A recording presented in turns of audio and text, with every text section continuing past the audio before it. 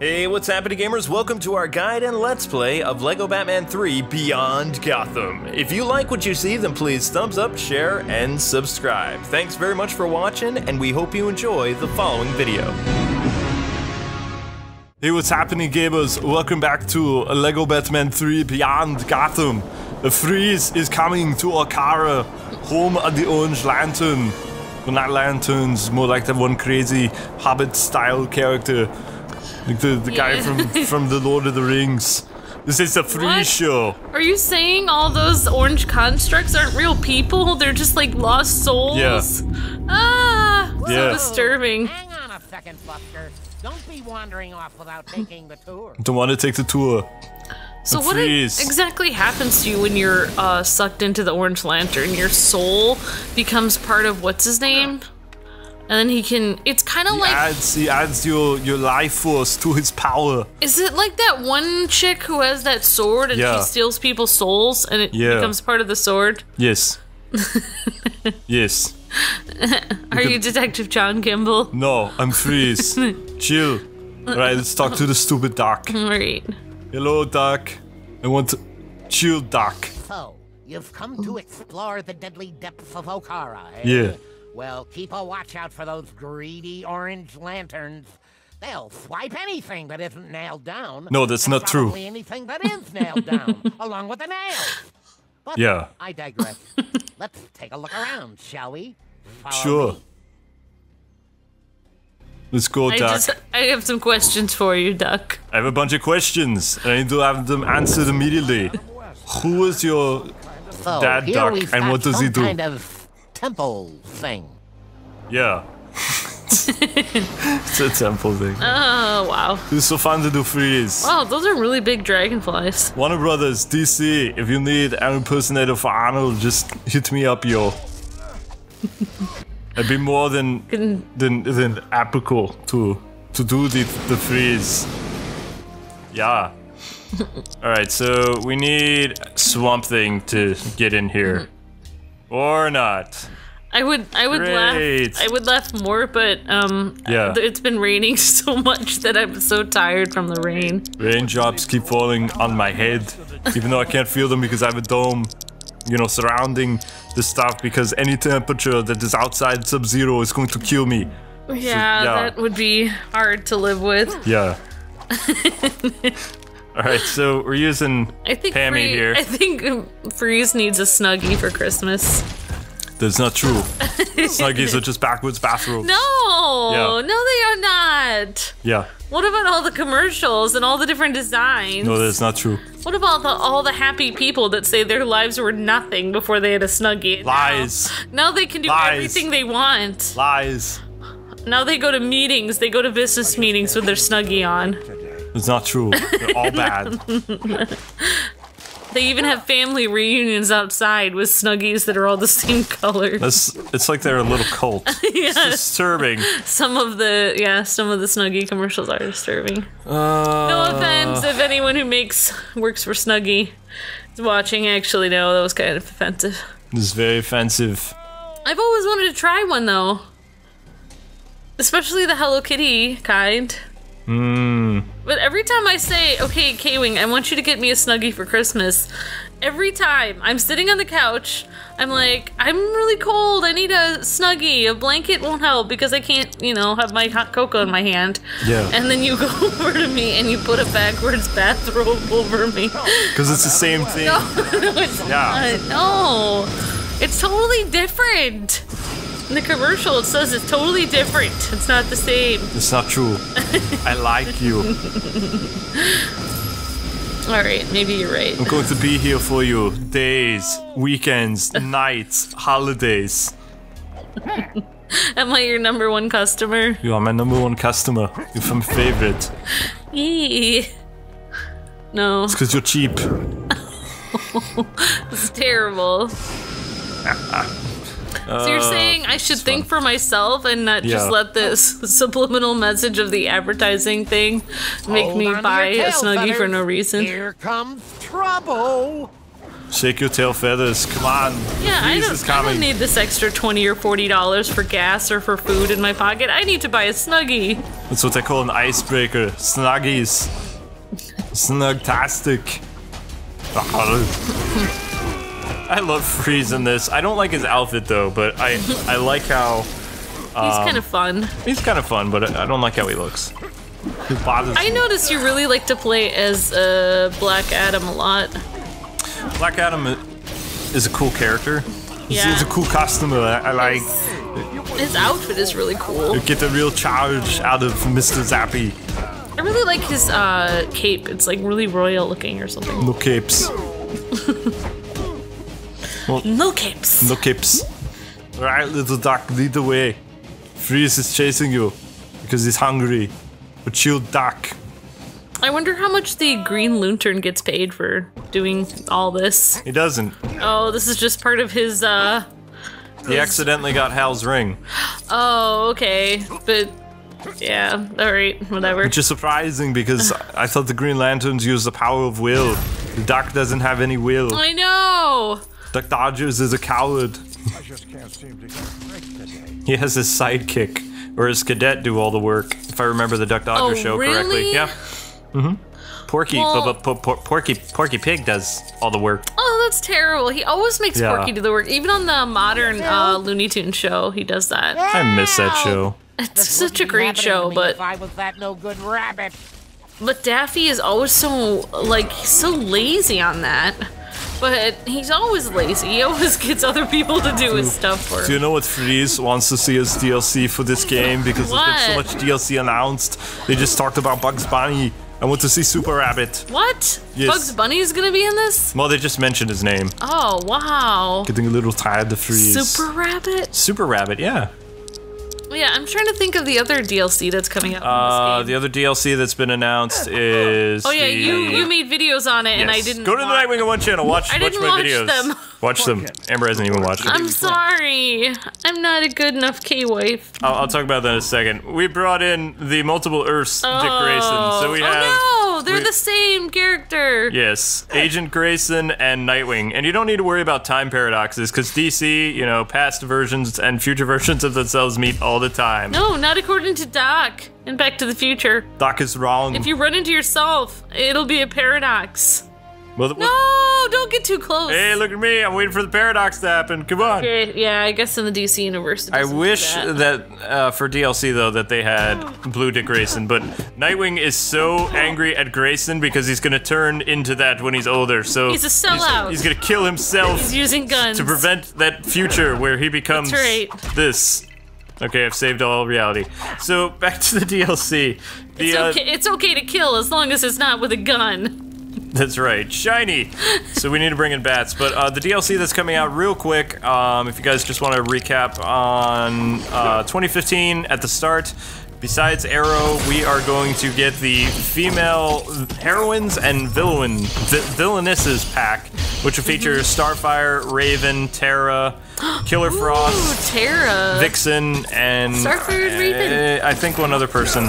Killer Frost. And then we're gonna get the Bizarro DLC, which is based on the upcoming Justice League Lego movie that comes out in February with the Bizarro and Darkseid and Desaad from Apocalypse. They're gonna be in it.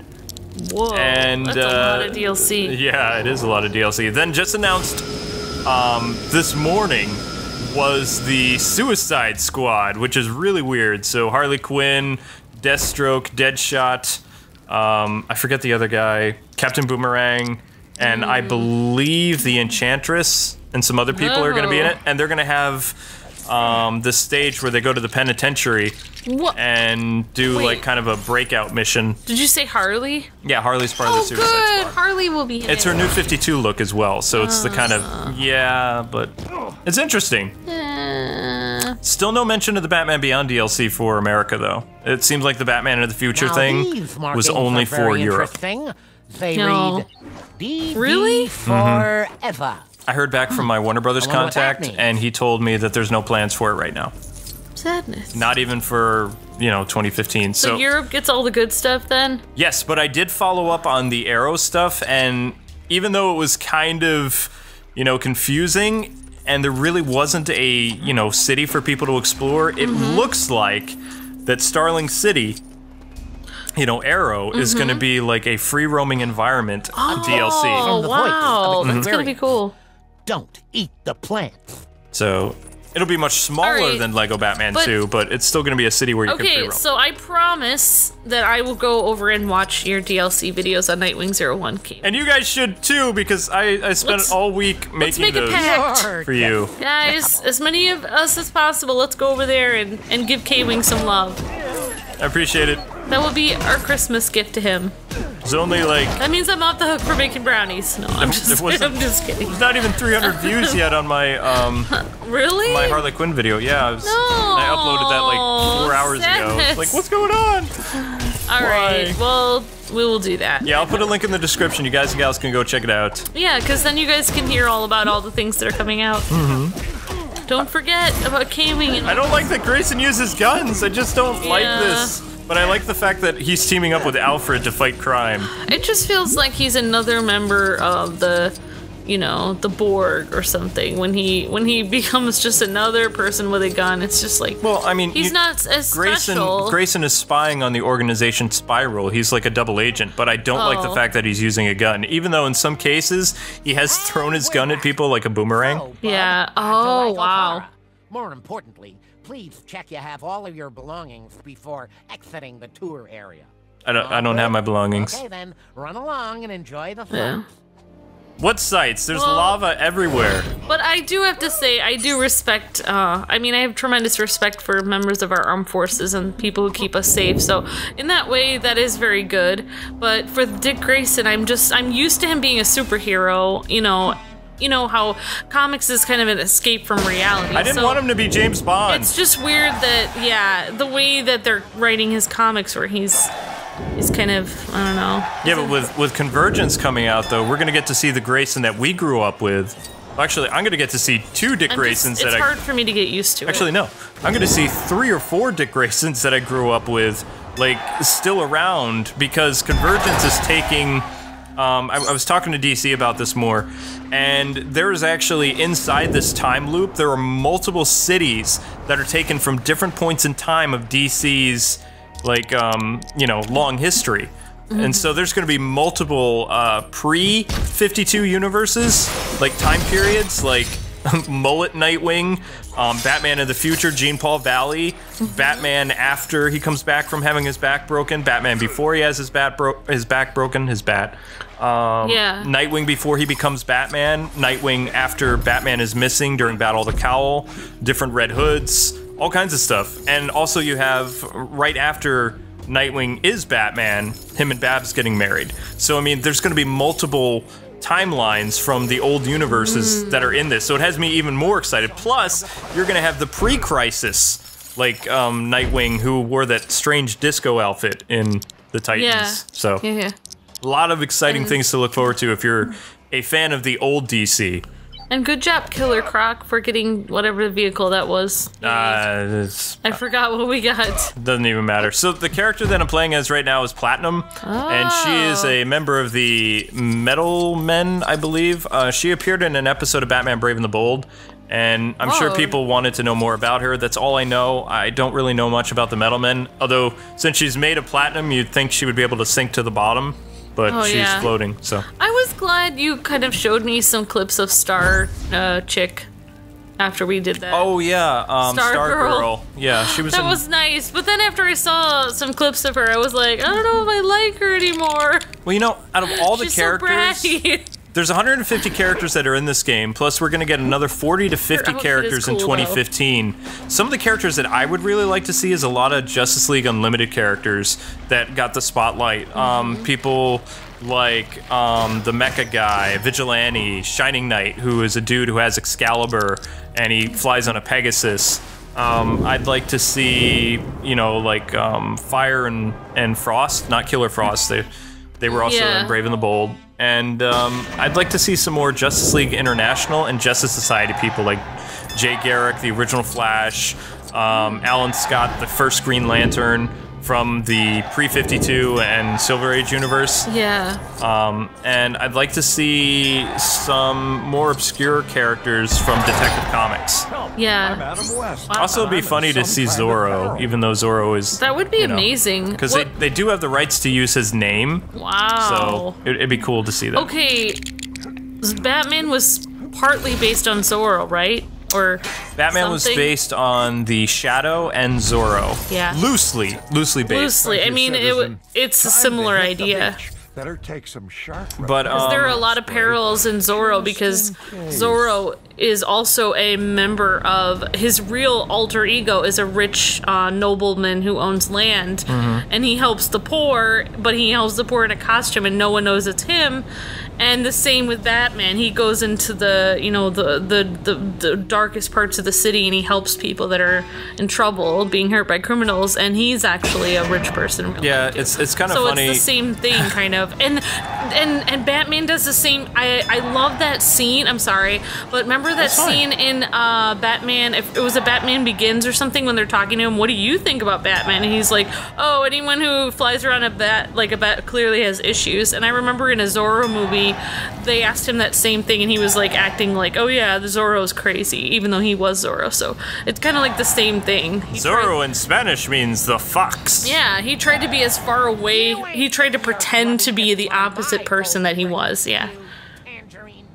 Well, the thing is, plagiarism is always, it played a big part in DC's early days, minus Superman. Superman was an original character. But Bob Kane's ghostwriter, Bill Finger, plagiarized a hero called The Shadow, which was a novel, like a detective novel, spy type thing. Yeah. And in fact, the first, I want to say 4 stories that Batman is ever in Detective Comics are ripoffs of at least 3 Shadow books. The Shadow, like word for word. Like Batman uses a wrench to escape a death trap. He punches a guy off a roof. He's in his study, like learning about stuff. I mean, panel for panel, the first Detective Comics 1939 is a ripoff of one of these Shadow novels. Like word for word, panel for panel. Like Bill Finger was actually known for plagiarizing a lot, except when he helped co-create the Green Lantern. Those stories were all original. But his early Batman stories, the first 4 were all plagiarized works. And this was before plagiarism was really a thing. Yeah. You know, people would just be like, oh, you know, this is interesting. Why do I like this so much? Yeah. It's like because it's from The Shadow. And The Shadow was a very popular character. Yeah, at that time. exactly. Just like in some countries even today, copyright really isn't a thing. So it's just like, what? There's no such thing as copyright. It's just, here it is. I but hate flag puzzles. In some countries, there is no copyright. But yeah, I thought it would just clear the air about that, because there's always people trying to tell me that Batman, you know, borrowed from so many different sources, and it's okay for all these people to do this and that. And it's like, Batman only borrowed from 2 sources, and he only did it in the very beginning. There were actually different drafts of Batman, too. Bob Kane had a couple drafts of him. I know something about Batman you may not know that I was... okay, go for it. Actually, because, you know, I watch a lot of history specials and stuff. So I was watching this special about Leonardo da Vinci. And you know that wing design for his flying machine? Yep.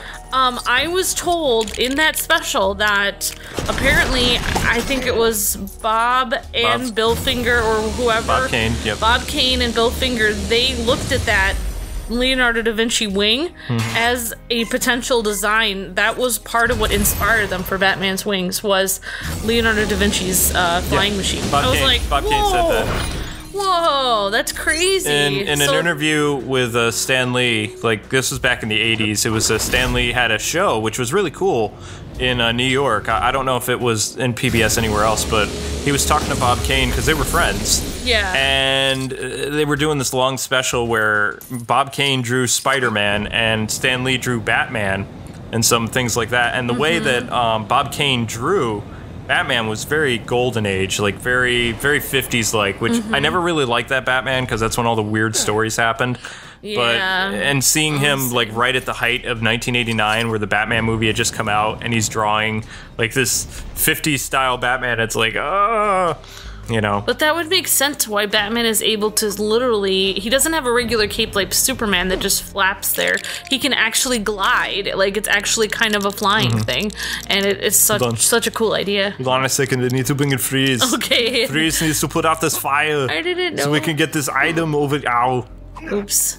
Come on, work with me, Flame. I'll put you out of your misery with ice. I thought I knew something you didn't know. No, I knew I it. recently watched that and I was like, I know something about Batman Luke doesn't know. No, he already knew that. Oh, sorry. Yeah. Sadness. Yeah. The thing that I learned this year in 2014 when I was studying the 1939 Batman was that I never knew that Batman had any plagiarism whatsoever in the beginning, and that really shocked me. That, you know, Bill Finger and Bob Kane could get away with ripping off somebody else's work back then. It reminds me of some things that I've heard about, especially since we're... Never mind, I wouldn't even go into it, but you hear about different people on the internet, you know, like a lesser known people will write, you know, an article, and then a big company or a, you know, more popular person will... Do you know who the Fierce Flame is? No. Okay, I can actually tell you this because this is weird. Fierce Flame, she looks really cool. She is cool, but she's not a DC character. What? Yeah. What do you mean? The Fierce Flame was a character that was created specifically for this game based on a contest that they held for creating a new character specifically for this game. Oh, so somebody won the contest and their characters in She is a female speedster.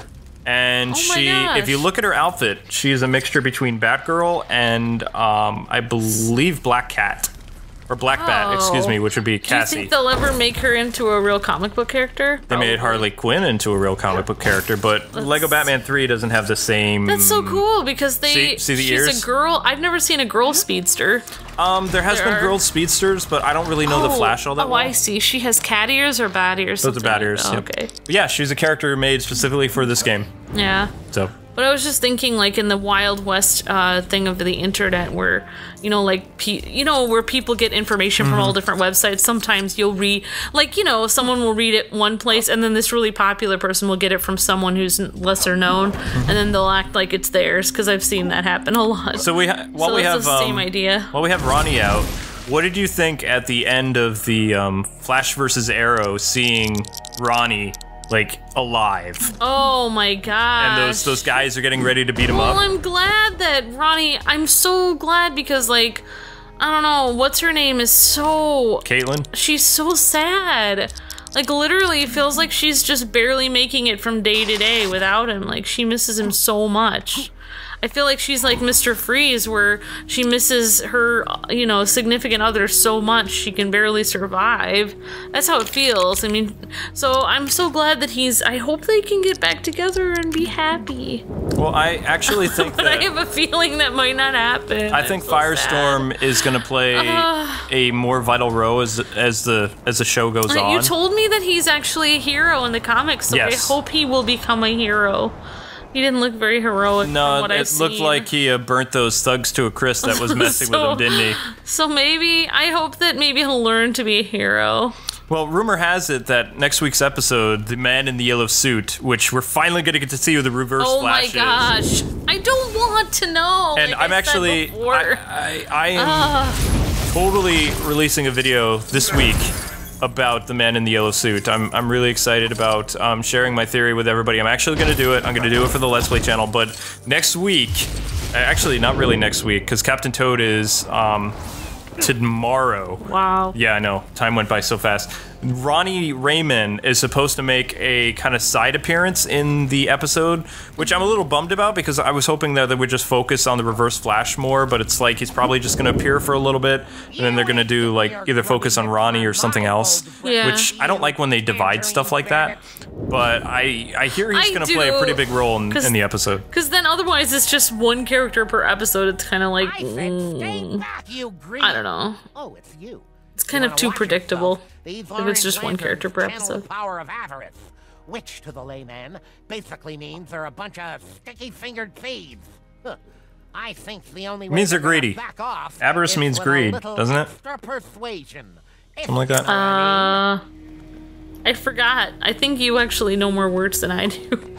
Yeah, but just to get back on that whole Bill Finger thing, because I know there's a lot of sore Finger fans out there. While he did was guilty of plagiarizing a lot of stuff about Batman. He did create a lot of Batman's elements that Bob Kane did not. Yeah. The Batcave, the Joker, you know, all the elements about what Batman is. Like, his costume was a lot different than what Bob Kane had originally created. Yeah. You know, it was something you can have. Didn't he make it more of a dark, like all black, kind of wearing Batman and stuff like that? Yeah, the original Batman that Bob Kane came up with, like, he had a couple drafts, but his first draft, because he went to go talk to Finger and they redid things, because Finger was his ghost helper. I think that if they were both around today, I think they would still be friends. I think it's just gotten, you know. Well, I think they both like each other and they both work together. Finger was an alcoholic and had a lot of... He wasn't really respected by anybody except the upcoming artists and writers and things like that. He had a lot of life problems, and, you know, he made a lot of poor choices in his life and things like that. I mean, he was a talented writer later on, and he did a lot of cool stuff for Green Lantern and Batman, but as a person, Finger was not a nice guy. All right. Well, for his contributions to Batman. Yeah, for his contributions for Batman, I really appreciate everything he did. They both respected each other for that.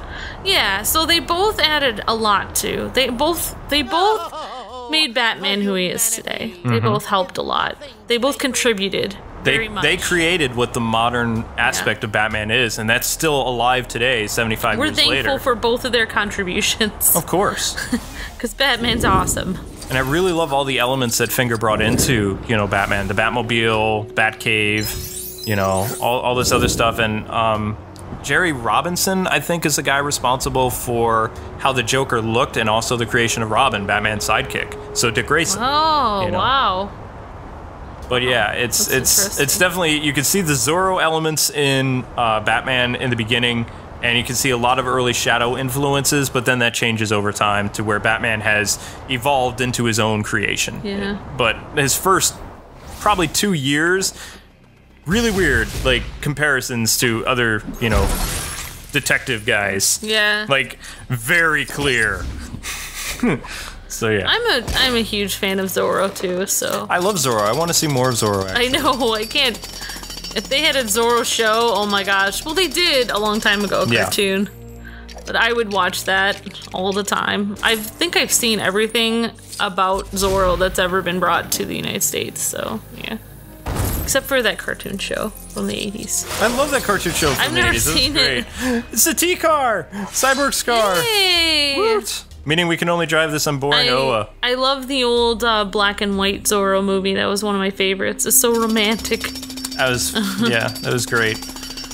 I forgot what it's called. The modern one was the Mark of Zorro, and the old one was the Mask of Zorro, or it's the other way around. I think they were both called the Mark and Mask. Yeah, I don't know. I'll have to look it up. Who was the actor who played the original Zorro? Do you remember? No, but I don't remember at all. All right. Well, anyway, guys and gals, that's going to conclude this episode. And the only character that we got was the Fierce Flame, who was an original creation for Lego Batman 3. She's looking fierce. She is fierce. Join us tomorrow at 9:30 a.m. Eastern Standard Time for the next episode of Lego Batman 3 as we explore Okaara, the Orange Lantern Planet with Agent Orange. Thanks so much for watching. Don't forget to like, comment, and subscribe. Bye-bye. See ya.